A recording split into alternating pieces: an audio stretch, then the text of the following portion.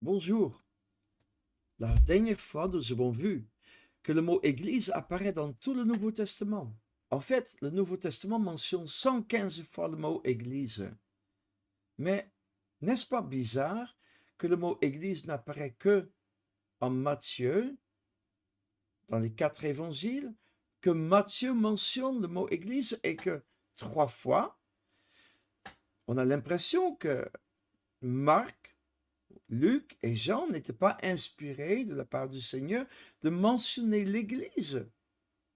Pourquoi Dieu n'a-t-il pas inspiré Marc, Luc et Jean à parler aussi de l'Église?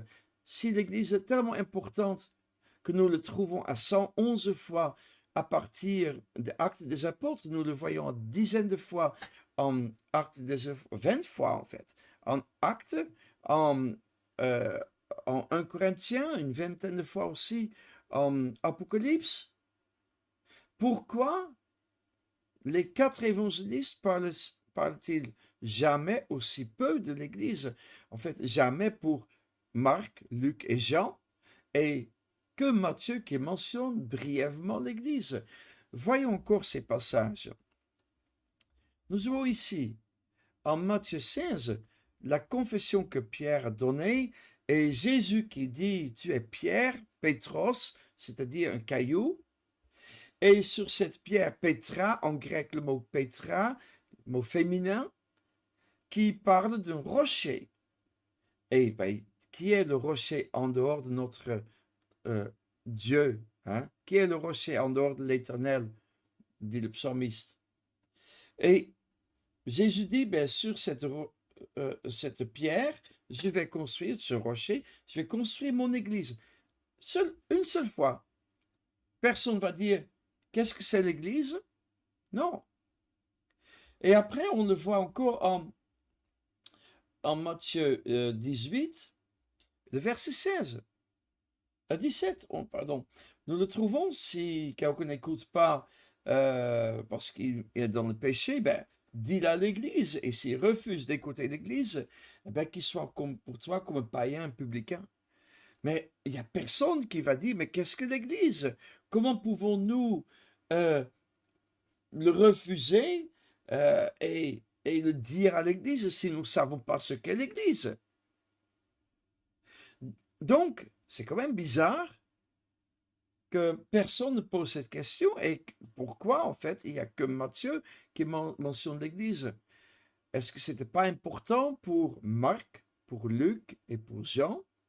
Et pourquoi on voit l'expression de l'Église euh, plus de 100 fois, 111 fois dans le restant du Nouveau Testament? Eh bien, vous savez, on va voir quelques passages qui vont vraiment encore davantage choquer et peut-être aussi nous aider à éclairer cette situation. Donc, moi, je voudrais vous proposer de regarder quelque chose en acte et on va voir ça en acte 19. Vous connaissez peut-être cette histoire. En acte 19, nous avons Pierre l'apôtre Paul, excusez-moi, qui arrive à un moment donné à Éphèse, et il y a comme un réveil.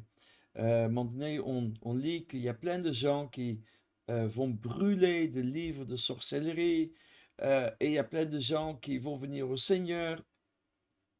Et on voit par exemple ici dans le verset 20 que la parole du Seigneur croissait en puissance et en force. Et puis, euh, Paul envoie des collaborateurs en Macédoine. Et là, on va commencer à lire sur les problèmes qui arrivent dans la ville. Nous voyons ici en Acte 24 qu'un certain Démétrius, un orfèvre qui fabriquait de petites statuettes, eh bien, des temples, hein, de petits temples, copies de temples d'Artémis, eh bien, il va faire des problèmes, causer des problèmes avec ses ouvriers, parce qu'en fait, beaucoup de gens deviennent des chrétiens. Et quand ils sont devenus des chrétiens, eh bien, ces gens-là vont venir au Seigneur et donc n'achètent plus toutes ces... euh, idoles et toutes ces petites copies du temple d'Artémis, qui était un des 7 merveilles du monde de l'Antiquité. Et Paul, donc, il va être... ils veulent que Paul vienne dans le grand stade pour... voilà, il y a tout un tumulte dans la ville, les gens veulent le choper. Il y a d'autres chrétiens qui sont pris. Paul, les disciples vont dire non, non, tu ne vas pas dans le stade, et ils l'emmènent vers le port, ils le font échapper de la ville. Et vous connaissez les problèmes. Et il y a une grande confusion dans la ville. Toute la ville fut dans la confusion. Pourquoi? Parce qu'il y avait ces gens qui avaient monté la sauce parce que ils voulaient se débarrasser de ces chrétiens, et ils ont compris que c'est Paul par l'évangélisation et ses collaborateurs qui ont dévié tous ces gens qui croyaient en Artémis, en Diane, qui maintenant croient en Jésus et qui n'achètent plus ces statues. Et donc, ils vont dans ce stade. Ces gens sont en train de crier contre des chrétiens, des collaborateurs de Paul. Et il y a un autre juif qui est là, mais qui n'arrive pas à faire taire le peuple. Et finalement, on voit qu'il y a quelqu'un de haut placé de la ville qui va arriver. Et nous voyons que le secrétaire de la ville, il va pouvoir apaiser la foule. Il dit, voilà, homme éphésien, mais quel est celui qui ignore que la ville d'Éphèse est la gardienne du temple de la grande Diane? Et donc, la pierre, son image qui est tombée du ciel. Et il essaye de les calmer. Et puis, il dit qu'il n'y avait pas de pilleur de temple là-bas, que ce n'était pas le pilleur de temple. Et si vraiment il y avait le problème, que Démétrius, donc qui a monté la sauce, qu'il les emmène en justice, qu'ils prennent Paul et ses collaborateurs et qu'on les amène au tribunal. On a pour ça des tribunaux. Donc voilà, il y a tout cela qui se passe. Et notez comment il va terminer ici en acte ce passage.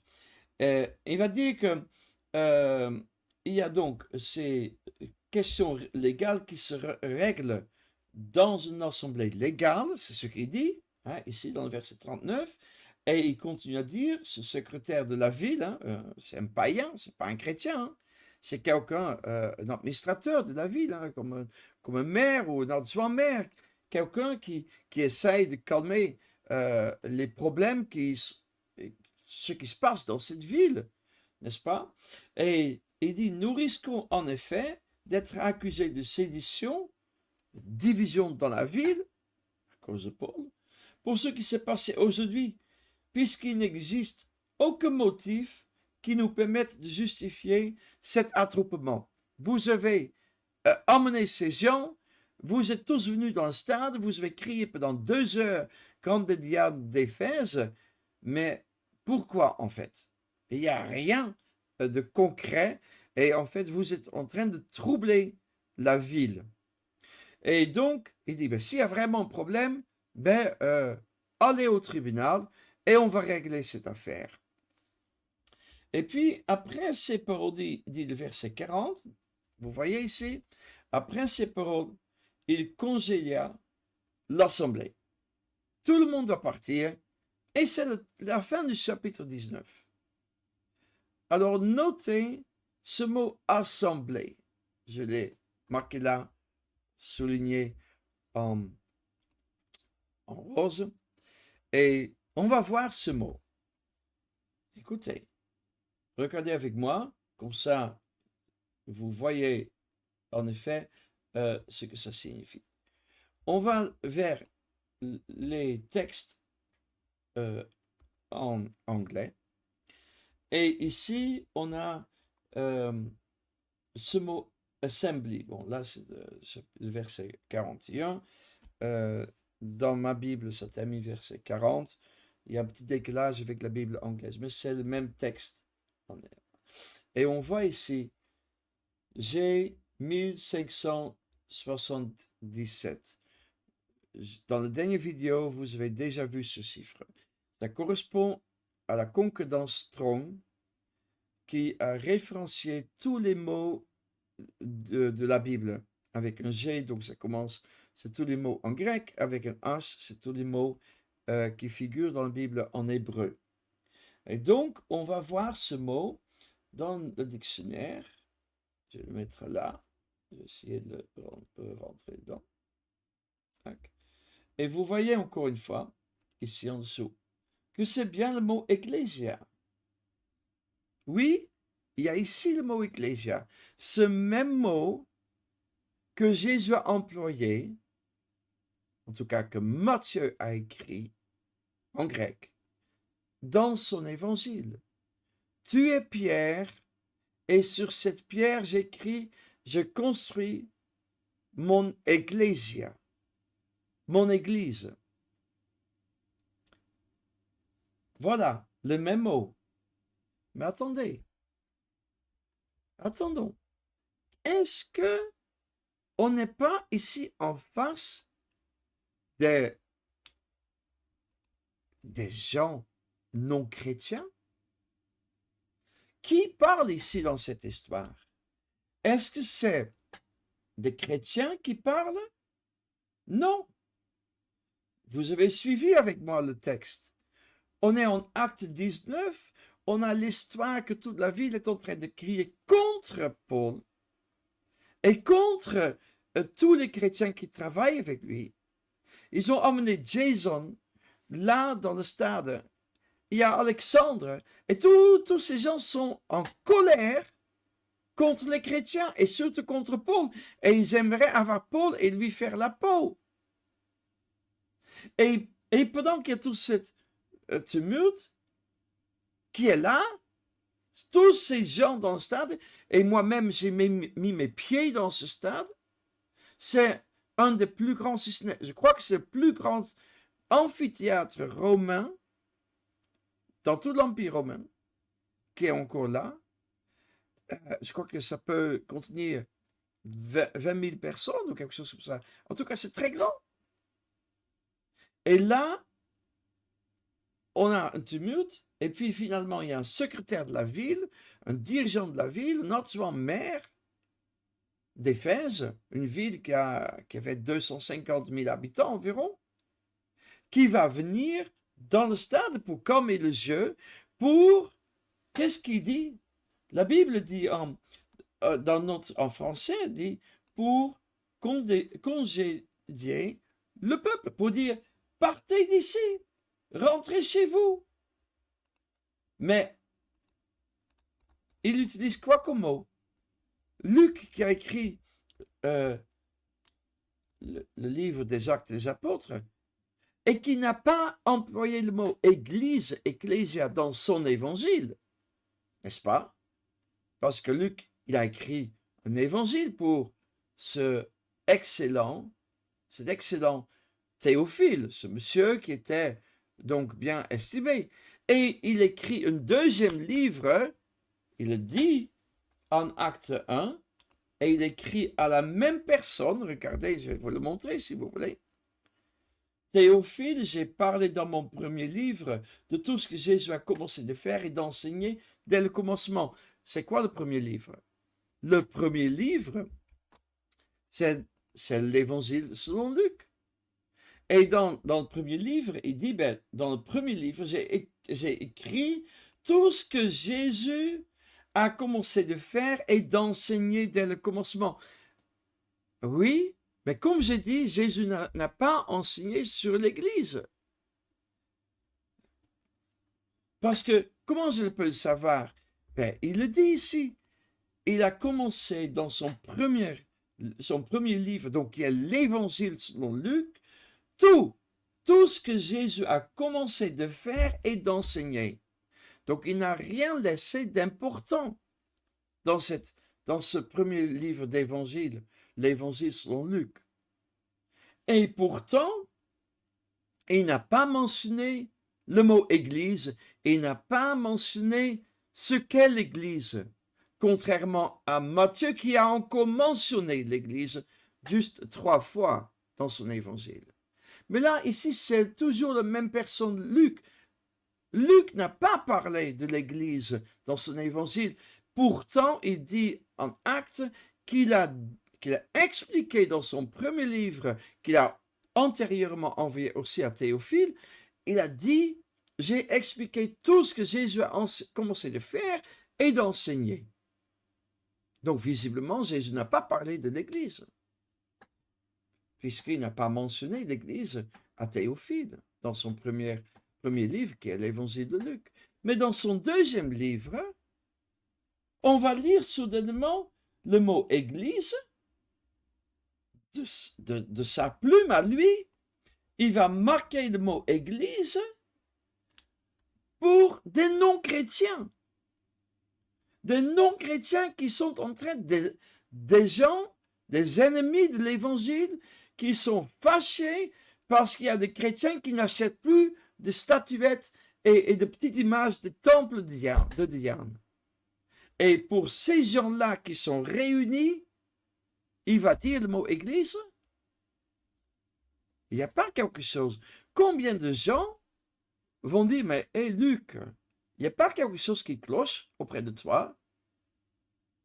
Jésus a dit qu'il allait construire l'Église, mais toi, tu ne le mentionnes pas dans ton évangile, et pourtant tu as l'audace de dire dans ton deuxième livre à Théophile que tu avais envoyé un livre dans lequel tu as écrit tout ce que Jésus a commencé de faire et d'enseigner, mais tu as omis de marquer que Jésus allait construire l'Église, et sans dire un mot sur l'Église que Jésus veut construire, tu vas employer le mot Église pour parler des non-chrétiens, des païens qui sont en train de crier contre des chrétiens qui veulent tuer l'apôtre Paul.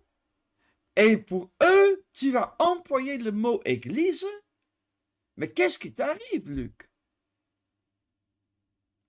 Vous voyez, il y a un problème. Je pense que le problème n'est pas auprès de Luc. Le problème n'est pas auprès des 4 évangélistes, ni auprès de Jésus. Le problème est auprès de nous. Notre concept, notre idée de ce qu'est l'Église. C'est là où il y a un problème. Et ça n'arrête pas encore ici. Donc déjà, vous voyez le mot, vous l'avez vu, je vous ai montré, là avec le texte, vous pouvez vérifier, si vous voulez, je peux chercher des manuscrits, et je peux vous montrer peut-être des photos de manuscrits qui ont plusieurs siècles, qui datent peut-être du 3e ou 2e siècle, je ne sais pas quoi, et il y en a 27 000 manuscrits du Nouveau Testament, donc il y a du choix. Parmi ces manuscrits, il y a certainement encore des parties de Actes des Apôtres qui sont très très vieux. Donc je peux vous le prouver, que c'est bien ce mot ecclésia qui est utilisé. Mais je pense que nous avons un problème. Et ici, ce n'est pas le seul problème que nous voyons. Ici, ça peut vous choquer peut-être que l'Église, nous, quand on dit le mot Église, on pense à ce bâtiment, on dit, ah mais c'est un lieu saint, c'est là où demeure Dieu. Je ne pense pas que Dieu demeurait parmi ces païens qui sont en train de crier « Grande est Diane d'Éphèse ». Je ne pense pas que Dieu est associé avec Diane d'Éphèse, c'est-à-dire Artémis. Non. Je ne sais pas si vous avez vu ces statues d'Artémis, mais ça n'a rien de quelque chose d'honorable. Et ça ne reflète certainement pas le caractère de Dieu. Mais, je vais vous montrer une autre chose. Aussi provoqué par Luc. Oui, parce que c'est Luc qui a écrit Actes des Apôtres. Donc, allons voir un autre passage et qui va encore une fois peut-être secouer pas mal de chrétiens. Voyons en Acte 7. On va en Acte 7. On a l'histoire d'Étienne. Étienne, un des premiers diacres, n'est-ce pas? Parmi les autres, là, ils étaient choisis. Il va témoigner et finalement, il raconte l'histoire d'Israël pour prouver que Jésus est véritablement le Messie annoncé par les ancêtres, par Abraham, attendu par Abraham et toutes ces personnes. Et il a un long discours et à la fin, qu'est-ce qui se passe? Ben, les Juifs, donc ses compatriotes, les pharisiens, ils vont prendre des pierres et ils vont lapider Étienne. Et vous savez que Paul, encore à cette époque appelé Saul, avant sa conversion, il était là, il gardait les vêtements de ceux qui allaient prendre des pierres et lapider le premier martyr dans l'histoire de l'Église. Mais juste avant de mourir, Étienne va dire quelque chose dans le verset 38. Alors, il va parler là de Matthieu, excusez-moi, de Moïse, et il raconte toute l'histoire, n'est-ce pas? Il raconte l'histoire d'Israël.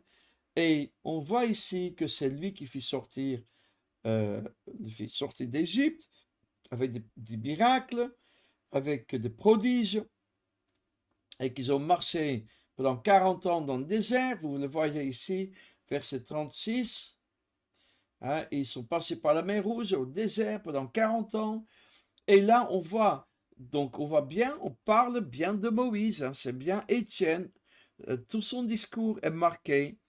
Et il va dire que Étienne, il mentionne Moïse qui a dit que Dieu suscitera d'entre vos frères un prophète comme moi. Vous voyez ce verset. Et ce prophète comme moi, c'est bien Jésus-Christ. Vous vous rappelez, dans l'évangile de Matthieu, on a tout ce passage où Jésus a dit, vous avez entendu œil pour œil, mais moi je vous dis. Vous avez entendu ceci et cela, Moïse vous a dit, mais moi je vous dis. Et donc c'est là, cet accomplissement, ce prophète qui est plus grand que Moïse, parce que Moïse a ordonné ceci et cela, mais moi, Jésus, je vous dis, faites ceci, faites cela. Celui qui a déjà reconnu une femme a fait de l'adultère, etc., etc. Il est plus grand que Moïse, comme aussi dit l'Épître aux Hébreux. Mais voici notre verset qui est donc révolutionnaire. On parle bien de Moïse avec le peuple d'Israël. On vient de lire qu'ils étaient dans le désert, ils sont passés par la mer Rouge, ils étaient dans le désert pendant 40 ans. On l'a vu ici dans le verset 36. Et donc on parle bien de Moïse qui dit que Dieu va susciter notre prophète. Et il dit, c'est lui, en parlant de Moïse, pas Jésus, qui lors de l'assemblée au désert. Oui, il vient de dire que le peuple était au désert. N'est-ce pas?